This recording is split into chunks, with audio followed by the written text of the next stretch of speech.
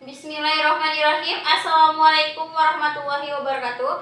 Perkenalkan, nama saya Novita Suitawati dan kelompok saya ada Dinda Angelia Boru Situmorang, ada Sri Hartati, ada Anissa Wulandari Nasution, dan Siti Indriani.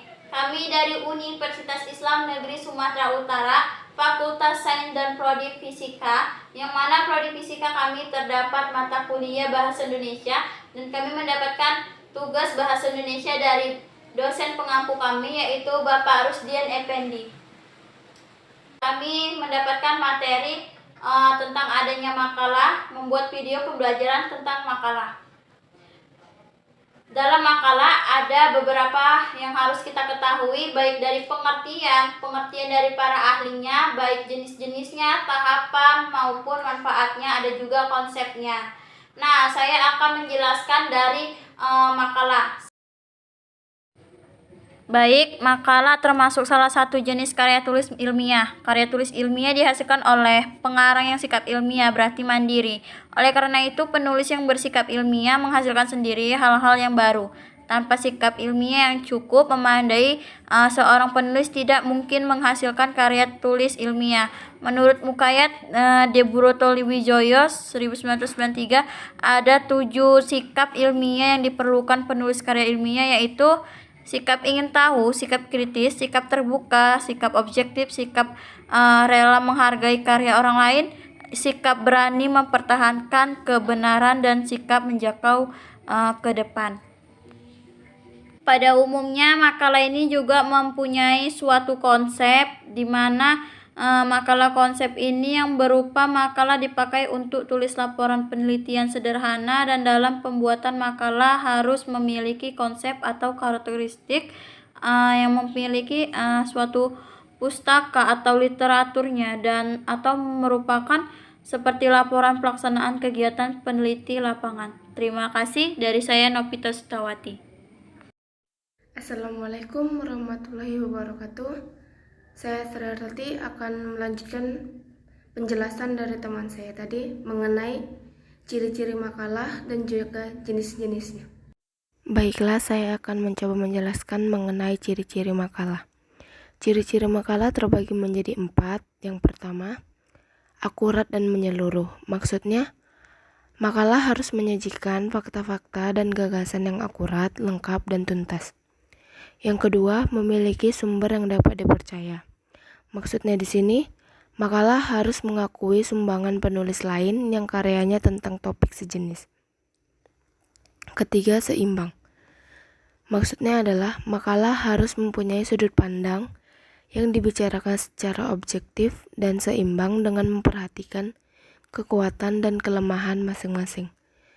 Dan yang keempat, tertata dengan baik. Maksudnya adalah penulisan sebuah makalah harus tertata dengan rapi dan baik, mempunyai tujuan yang jelas sehingga mudah untuk dipahami.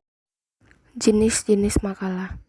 Jenis-jenis makalah terbagi menjadi 4. Yang pertama, makalah deduktif, yang artinya makalah yang berdasarkan pada kajian teoritis dan relevan dengan permasalahan yang dibahas. Yang kedua, makalah induktif, makalah yang berdasarkan data empiris dan bersifat objektif berdasarkan pada apa yang diperoleh dari lapangan.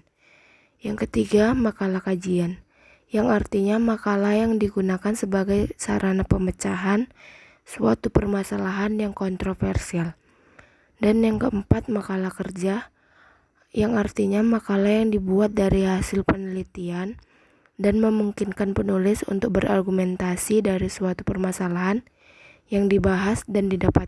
Assalamualaikum warahmatullahi wabarakatuh. Perkenalkan, saya Dinda Angelia Boru Situmorang dari kelompok 2.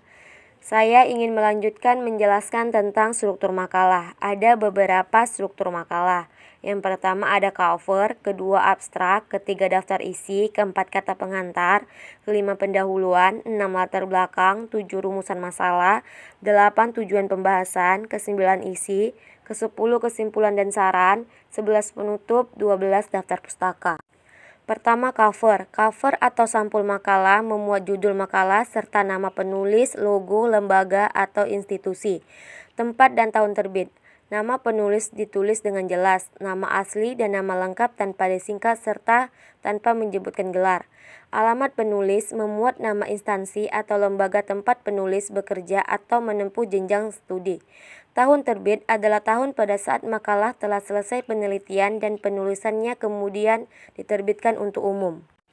Kedua, abstrak. Abstrak ditulis dalam dua bahasa atau dua versi, yaitu bahasa Indonesia dan bahasa Inggris. Untuk penulisan dalam bahasa Indonesia, Anda tidak diperbolehkan menulis lebih dari 250 kata.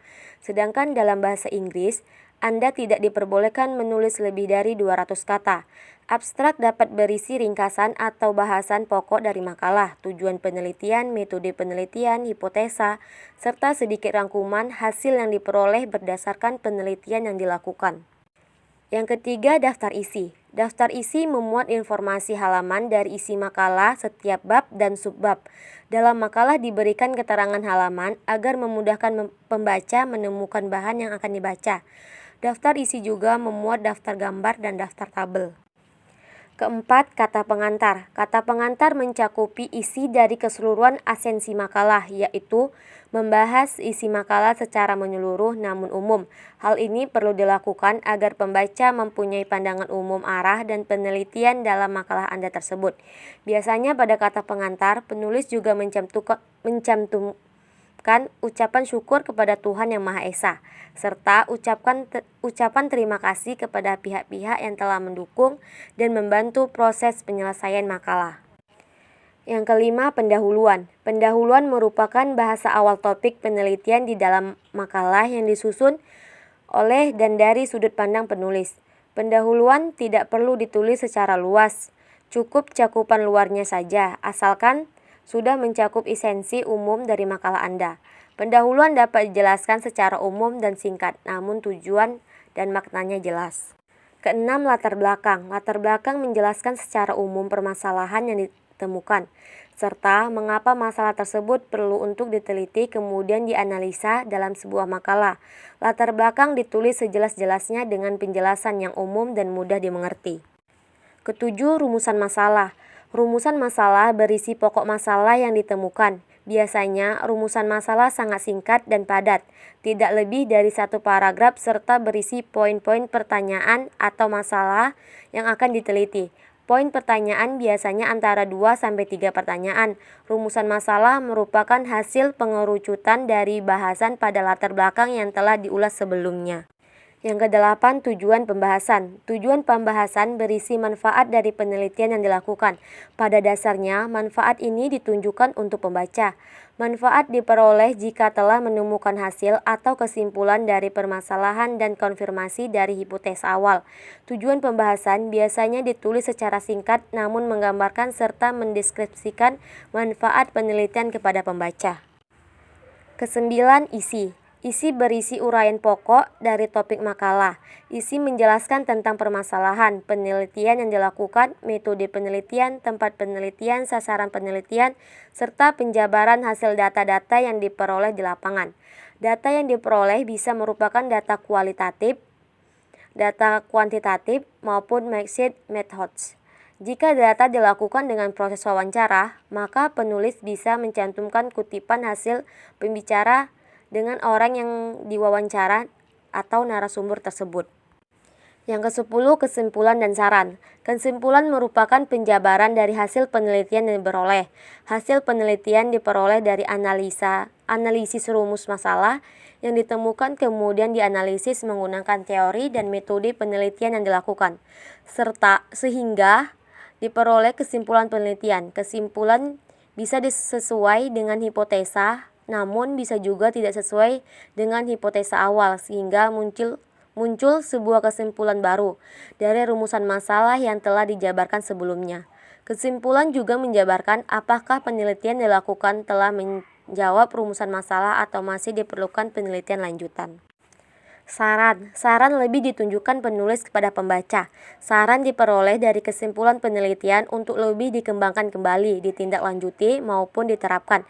Saran berisi manfaat penelitian kepada pembaca berdasarkan hasil penelitian yang diperoleh kemudian diharapkan agar dilaksanakan atau diterapkan oleh pembaca. Tujuan atau harapannya adalah agar pembaca mampu menerapkan atau menggunakan hasil dari penelitian yang telah dilakukan dalam aplikasinya secara langsung di masyarakat, baik secara teoritis maupun praktis. Ke-11, penutup. Penutup berisi harapan penulis kepada pembaca, yaitu berharap agar penelitian tersebut bermanfaat kepada pembaca. Penulis juga memberikan kesan dan pesan serta ucapan terima kasih kepada pihak-pihak yang mendukung penulis atau kontribusinya untuk menyelesaikan makalah penelitian. Penutup juga menjelaskan kekurangan serta kelebihan dalam penulisan makalah penelitian. Yang ke-12, daftar pustaka. Daftar pustaka berisi dari referensi-referensi yang dicantumkan atau dipergunakan dalam penyusunan makalah. Daftar pustaka berisi paling sedikit 25 referensi, bisa dari jurnal maupun buku. Penulisan daftar pustaka harus disusun secara sistematis serta diurutkan secara sistematis berdasarkan abjad alfabetis menurut nama pengarang. Demikianlah penjelasan saya, lebih dan kurang saya mohon maaf. Saya akhiri, wabillahi taufik wal hidayah. Wassalamualaikum warahmatullahi wabarakatuh.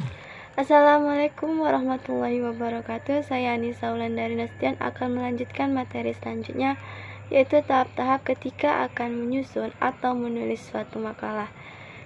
Yang pertama itu ada persiapan. Persiapan adalah mengumpulkan dan membaca buku atau artikel untuk memilih dan menentukan tema. Yang kedua, ada penulisan. Penulisan adalah mengembangkan kerangka makalah yang sudah dibuat menjadi sebuah makalah. Yang ketiga, adanya revisi atau pemeriksaan. Revisi atau pemeriksaan adalah melakukan pemeriksaan terhadap makalah dan penggunaan kata, kalimat, tanda baca, dan lain-lain. Yang keempat, ada sistematika penulisan makalah. Di sini dibagi 3, yaitu ada pendahuluan. Di pendahuluan terdapat latar belakang, ruang lingkup, maksud, dan tujuan. Yang kedua yaitu pembahasan makalah. Pembahasan makalah itu ada 2, yaitu membahas singkat teori pendukung. Yang kedua, membahas permasalahan dengan alternatif pemecahan masalah yang dikaji. Yang ketiga, adanya penutup. Penutup itu di dalamnya terdapat 2 bagian, yaitu kesimpulan dan saran. Selanjutnya, tujuan dari makalah. Tujuan dari makalah adalah mengevaluasi hasil kerja kita untuk dijadikan acuan dan diinterpretasikan di muka umum agar bisa dipahami dan disebarluaskan agar bisa berguna bagi orang lain. Assalamualaikum warahmatullahi wabarakatuh. Nama saya Siti Indriani. Saya akan menjelaskan manfaat dari pembuatan makalah. Yang pertama, belajar memahami masalah dan mencari solusinya. Maksudnya ialah, penjelasan itu hafal secara runtut dan logis, sehingga pembaca mengerti masalah dan apa yang tengah kamu angkat. Yang kedua, menerapkan ilmu yang telah dipelajari. Maksudnya ialah kamu bisa menerapkan beberapa teori yang telah dipelajari dalam kehidupan nyata. Yang ketiga, belajar berpikir sistematis. Maksudnya ialah secara sistematis seperti logis dan terstruktur, mudah dipelajari hal-hal yang baru dan ilmu yang biasa dianggap sulit. Yang keempat, mengasah kemampuan menulis. Maksudnya, menulis makalah akan membuat perbendaharaan katamu semakin banyak. Perbendaharaan kata yang banyak akan semakin memudahkan dalam menulis berbagai macam bentuk tulisan dan membuat tulisanmu. Yang kelima, sebagai latihan sebelum tugas skripsi. Maksudnya, dalam membuat makalah akan melatih kita agar lebih mudah dalam membuat skripsi Dan yang keenam, yaitu menjadi lebih kritis saat melihat suatu permasalahan. Maksudnya, kamu akan terbiasa mengerjakan tugas-tugas analisis yang akan diberikan dosen. Terima kasih. Assalamualaikum warahmatullahi wabarakatuh. Baiklah, sekian presentasi dari kelompok kami. Kami mohon maaf apabila ada salah kata, dan kami akhiri dengan wassalamualaikum warahmatullahi wabarakatuh.